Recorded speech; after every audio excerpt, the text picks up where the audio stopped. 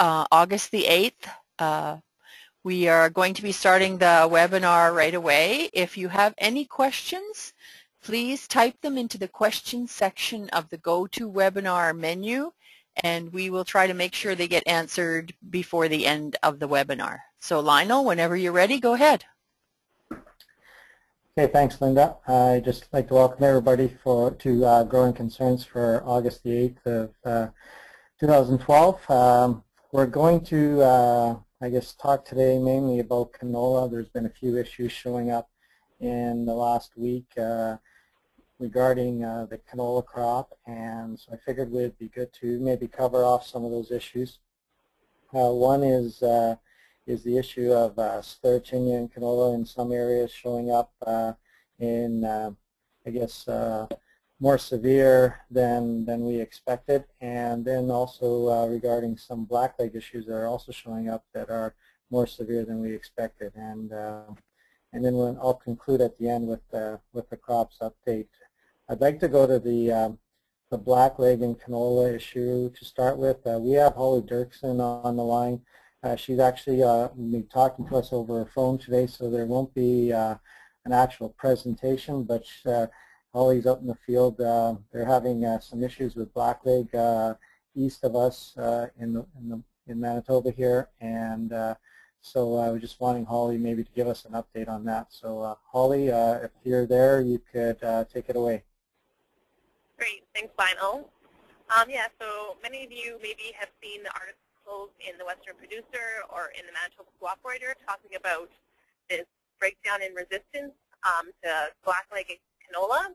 And what those articles were referring to is that there were a couple of fields in the province that were grown with varieties that had an R rating for blackleg, but we saw severe levels of blackleg in those fields to the point where plants were lodging, extremely lodging, maybe 40% or more of plants were infected, and these growers are going to see major yield losses from this. So how these different varieties get their ratings is they are tested by the companies in nurseries across the prairies. So they do it over a range of areas, so they don't just test it in one province or one part of the province. However, there are so many races of the blackleg pathogen out there that it would be difficult and I would say impossible for them to have an extensive enough program to cover up every single race. So the way they are tested right now and the ratings we give to them, definitely growers should be using that as a guide, but definitely don't assume that because you get an R rating that you will be completely free of blackleg. There are so many races of the pathogen out there, and with the extensive way we've been growing canola for the past few years and the way we most likely will continue to grow canola, more races of the pathogen will begin to pop up. And that's most likely what we're seeing in these fields that I'm referring to. At this point, we don't know what race it is. We have sent the samples away to be tested. And in addition to that, as you know, here in Manitoba or Canada, we don't know what genes are present in the different varieties. So hopefully that's something that we can move towards where we know what races are prevalent in different areas of the province and as well know as what genes are present in the different varieties so we're able to tailor our canola program based on where we're located. I even give examples that, yes, we've received one rating for the canola varieties province-wide, and obviously different races are present in different provinces, but even within a single province, we can have different race structures. So in somewhere like Plum-Coulee, for example, maybe there's a couple of races that are more prevalent, whereas somewhere like Dauphin may be entirely different. So it's important to realize that when you're getting these resistance ratings in the way that we are currently rating our varieties, you have to assume that, yes, they tested well in wherever they were tested, but it doesn't necessarily mean that it's going to be free of blackleg in your particular field. Now, in these fields that we saw this year, there were two fields in the same region that were grown to the same variety that showed these high levels of blackleg. There was a third field 10 miles away of that same variety that did not show these high levels of blackleg. So we talk about different races being prevalent in different areas, and it can be even on a pretty small scale where 10 miles away you may have a different race structure of blackleg than your neighbor 10 miles the other way. So It's important to realize that maybe this is, we always talk about it being different in different regions. It could be even on a smaller scale than we originally thought. Obviously, a new race has to pop up somewhere. This could be an example of a new race showing up. It isn't necessarily a new race, so it's important to note that this could just be a race that wasn't prevalent in wherever this variety was tested. So it could be a new race, or it might just be one that's unique to that area. Other than that, so this isn't a big surprise to myself or Anastasia Kubanak, or I'm sure people that are well versed and are aware of blackleg. We know with the rotations that we've been pushing the blackleg to develop into new races. So yes, it's unfortunate, but it's not a big surprise. It's because this blackleg pathogen has shown that it can quickly change and overcome different types of resistance. In other parts of the world, like Australia and France, they have seen new blackleg races pop up in a single year and wipe out, the majority of acres, where a new variety came out that had seemingly seemed resistant, and then within 1 year it could be wiped out. So luckily, we're definitely not at that point in Canada, and hopefully we'll get to that point, because we are trying to work towards a new system of giving these varieties different ratings and being able to recommend varieties based on the regions of the prairies that you live in. I think that pretty much covers off what we were talking about in those articles. Lionel, do you have anything else I should be talking about? I guess maybe just one question for you. Are there any characteristics of the blackleg you're seeing that is different than other blackleg we've been seeing, or is all the characteristics very similar? It seems to be similar. It doesn't seem to be any sort of unique symptoms that are showing up. They're mostly basal lesions. I don't believe that there was tons of leaf lesions earlier in the year, and which Anastasia and I have been kind of hemming and hawing over lately, is that we weren't seeing tons of leaf lesions, but yet we're seeing these basal lesions. So how exactly did this happen? So it seems that this year we are having higher levels of blackleg, whether that's because when we had some more hail events, we had some strong wind events, and the plants were also under stress just due to, in parts of the province, due to lack of moisture. So plants that are under stress are obviously more susceptible. So that could be a reason why we're seeing more blackleg this year. In the past, blackleg levels have been fairly consistent as far as how many fields are infected. However, we have seen an increase in the presence of them in a single field. So the same number of fields are showing up as infected, but when there is infection in a field, it's become more severe. We had a lot of severe wind events this year, and a lot of the canola crop has been lodged and then started growing. So are you thinking that that might have created some issues too? Well, it kind of works, which came first, the chicken or the egg, whether it's being lodged because there are some lesions at the bottom and therefore they're lacking some structural support, or whether that, the wind event maybe caused some wounding with sandblasting and things like that, where the pathogen could have entered. But I do think the wind is working together with the blackleg pathogen.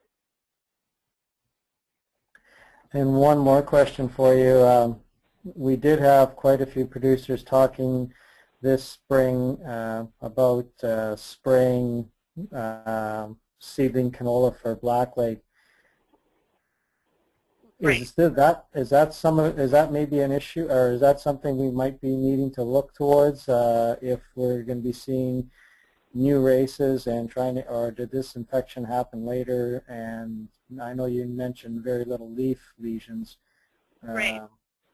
I guess that topic might be brought up if they were sprayed earlier on, would they have made it? Yeah, well, in my opinion, now I don't know for sure about what happened in those particular fields, but in my opinion, even if they had been sprayed at that herbicide timing with the fungicide, these basal lesions can still happen because they can come in much later. But these are examples that, growers should be getting out there, and when they're swathing, hop off the swather and be pulling stems and cutting them open at the base to see if they do have levels of blackleg. And that would be maybe a time when I would recommend a fungicide application for blackleg if a grower has had high levels of blackleg in his field and maybe just adding up the dollars and cents of it is still choosing to grow canola every other year, for example, that may be a time where it would be economical to spray a fungicide at that herbicide timing for blackleg control. But as a grower, rotation is your best friend as far as blackleg is concerned, and if you have a good rotation and haven't had a major history of blackleg on the field, then generally I don't make that fungicide recommendation. Great. Okay, Linda, is there any questions for Holly? Not at this time, Lionel. Okay. Holly, are you going to be busy running into a field right away here, or can you hang on for a few minutes? Or? I'll hang out for a while maybe, but we'll see if I lose you because I'm on the road. Okay. So. No problem.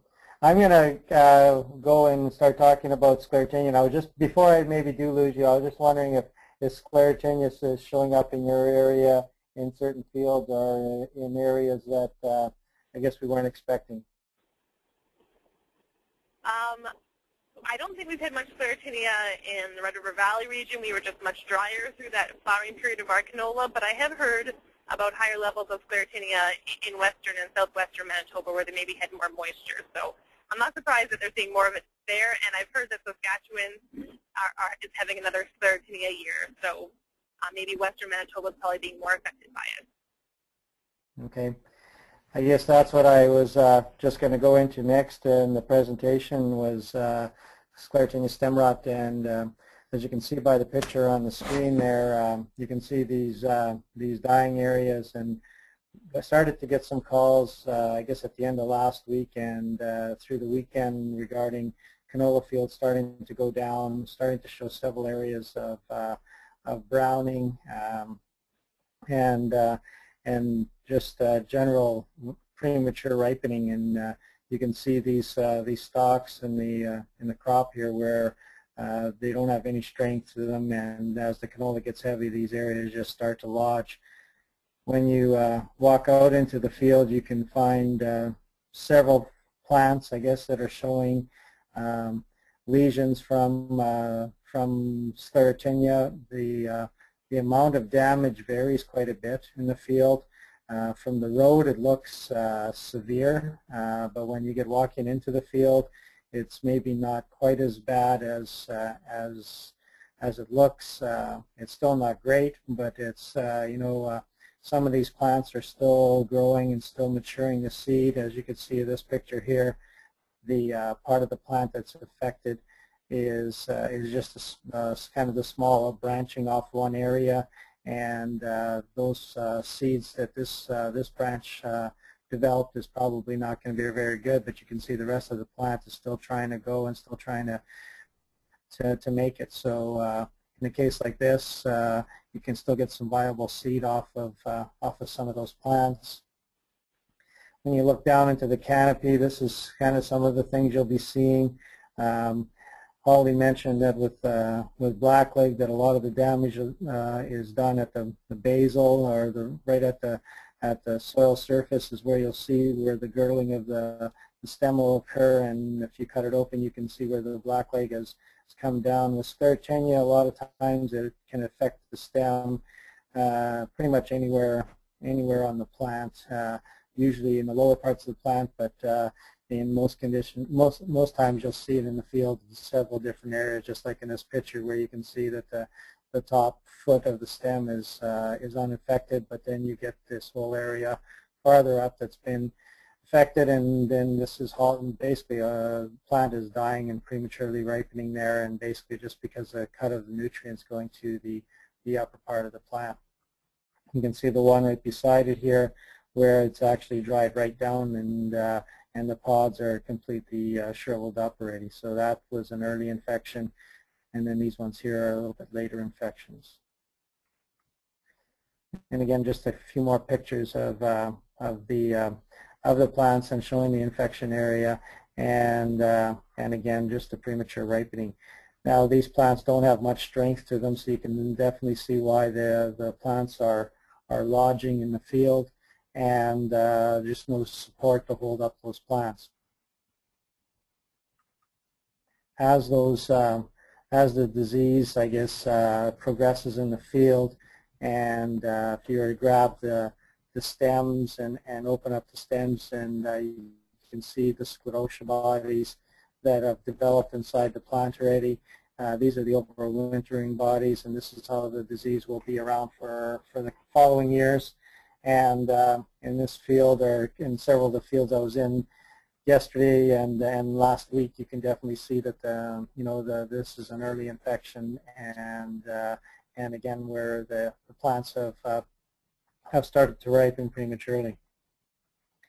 I guess when we were out in the field, we were starting to get a lot of questions whether spraying would have been the answer. I was in fields where producers had sprayed, and I was in fields where producers hadn't sprayed. The level of infection varied from field to field, but I don't think spraying would have been the ultimate answer, because it probably would have helped. But I think one of the things we were finding this year in some areas is that we had a wide range of germination on some of the canola. We had some stress issues early on that caused canola to be very uneven in the field. Example, flea beetle damage, wireworm damage, cutworm damage, sorry. We also had some seeding issues. Some of the wet areas, moisture stress areas, developed a little bit later. So what we're finding in the field right now is we're finding a wide range of plants, and I guess when it was spraying time, or trying to find the optimum time to apply the chemical for Sclerotinia control, or the fungicide for Sclerotinia control, what was happening is we really didn't have the optimum time, because we had such a wide range of growth stages in the crop. And we did have conditions in the southwest this year where we've had lots of moisture, or sufficient moisture. We've also had high humidity, so perfect conditions for Sclerotinia to show up. And because of that, we're seeing, I guess, more higher levels of Sclerotinia, especially in the western side of the province. A lot of the calls have been in that Verdon, Sinclair area, Minnesota, up through that country, where they have been receiving more rainfall, and definitely the humidity conditions have been favorable for the disease to be there. They also were very wet in the spring in that area, and because of that, we were seeing a wide range of seed germination, and so a wide range of flowering when it came time to flowering. So for picking that perfect time for applying chemical, it was definitely tricky. So we are seeing Sclerotinia in that area fairly high. Levels again are hard to predict as to how much damage is going to be there, because some of the plants are just nicely starting to get infected, and then there's plants that are completely dead. So there's definitely going to be a yield loss. I think the next thing is to determine the best time to swath a field like that. And when you look at some of the pictures from earlier on here, and you can see where some of these areas are browned and starting to brown off quite a bit. You need to go in those fields and see what kind of seeds are in those pods, and see if there's anything there worth saving. If the pods were able to develop and the seeds were able to develop, then you might want to get in and cut because a little bit earlier, because you will lose those to shattering later. They definitely won't be holding on very well as they ripen. Those pods have been drying for a while, and if you get in there with a swather, you can definitely see, or you'll definitely see some shattering. It may mean cutting some of the other canola a little bit on the earlier side, but I guess the thing is you need to make a call as to when you'll get your best yield. If you're going to be going in and cutting a little bit earlier, definitely best to do it when we're not in the heat, having hot weather, because it'll cause those plants to dry too fast. So swathing in evenings and stuff like that might be an option to look at if you've got fields that are severely infected with Sclerotinia.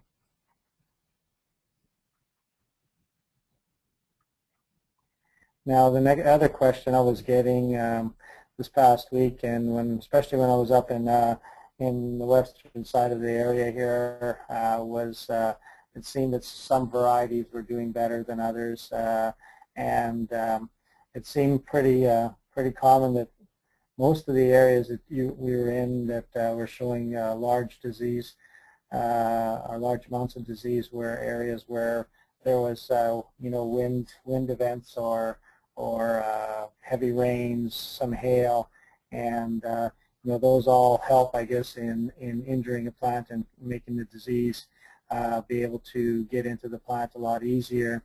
However, a lot of them were probably infected before those events happened. It's just that the events afterwards created or made the issue a little bit worse. Regarding the varieties, I think that's something that just like Holly had mentioned about the blackleg, I think that there's going to be areas where some varieties just do better than others. What I've been finding in this area, it seemed that some of the ones that were taller varieties are the ones that are showing more issues right now than some of the other varieties and maybe weren't quite as tall. Again, that's a small area and again several different varieties, but it seemed like there was a few common varieties that were definitely showing some issues.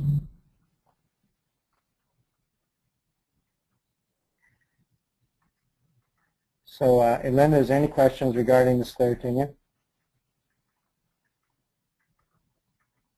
Not at this time, Lionel. Okay. I'm just going to, sorry, Linda. I'm just going to go into a bit of a crops update now. We've discussed the two major issues I wanted to discuss this past week with the blackleg and the sclerotinia. A lot of producers are out there starting to cut right now. We're getting a lot of crops starting to go down, whether it be barley or canola. There's hasn't been a whole bunch of harvest of the spring cereals yet in the southwest here. We've gotten just some hard red that's starting to come off now.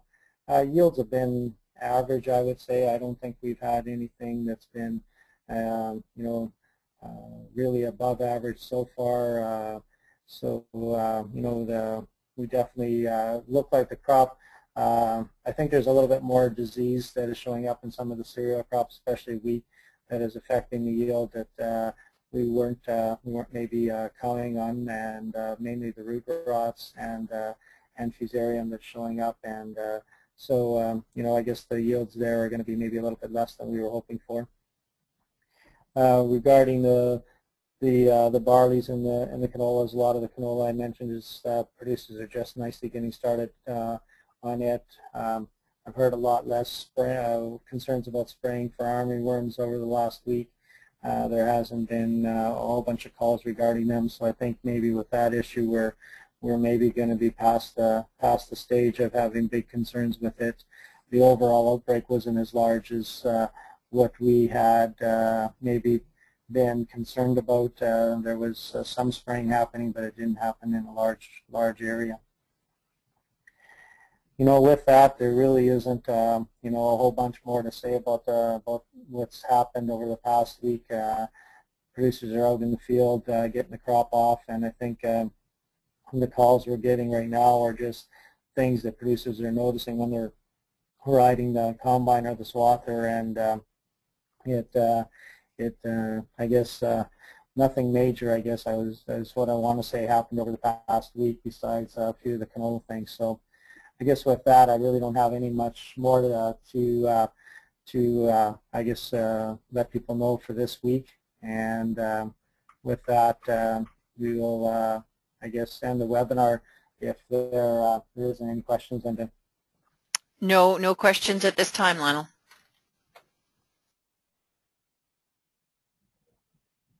Okay, well, I'd like to thank everybody for attending, and we'll see everybody next week, and hopefully with full harvest for the week.